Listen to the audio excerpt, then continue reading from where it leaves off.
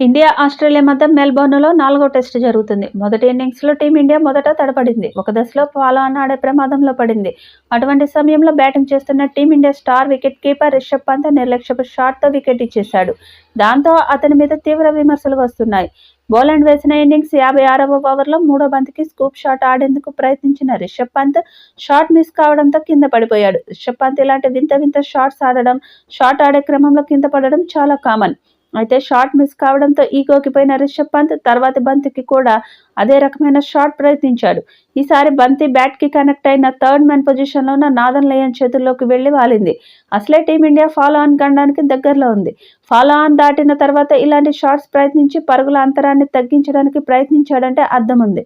కానీ రిషబ్ పంత్ మాత్రం మూర్ఖంగా ఆలోచించి వికెట్ పారేసుకున్నాడు. రిషబ్ పంత్ వికెట్పై సునీల్ గవాస్కర్ తీవ్ర ఆగ్రహం వ్యక్తం చేశాడు. ఇది మూర్ఖత్వం కాదు, అంతకు మించి దీన్నే పిచ్చి అంటారేమో. ఇలాంటి షాట్ అవుట్ అయిన తర్వాత అతను టీమిండియా డ్రెస్సింగ్ రూమ్కి వెళ్లి తన ముఖం ఎలా చూపించగలడు, వేరే డ్రెస్సింగ్ రూమ్కి వెళ్తాడేమో అంటూ వ్యాఖ్యానించాడు కామెంటరీ బాక్స్లో ఉన్న భారత మాజీ క్రికెటర్ సునీల్ గవాస్కర్. ఈ సిరీస్లో రిషబ్ పంత్ పేల్ ఆఫ్ ఫామ్ టీమిండియాని ఇబ్బంది పెడుతుంది. ఈ సిరీస్లో రిషబ్ పంత్ అత్యధిక స్కోరు 37 పరుగులు.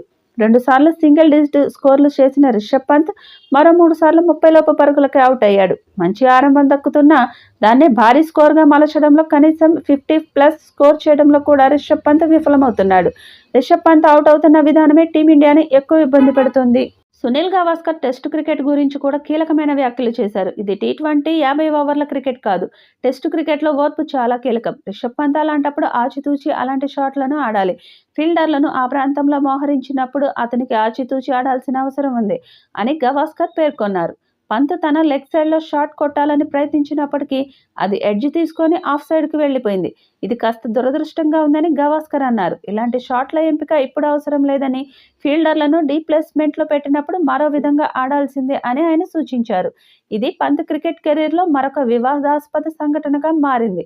ముఖ్యంగా భారత జట్టు క్లిష్ట పరిస్థితిలో ఉన్నప్పటికీ అతను ఇలాంటి షాట్ ఆడడంతో విమర్శలు ఎదుర్కొంటున్నాడు.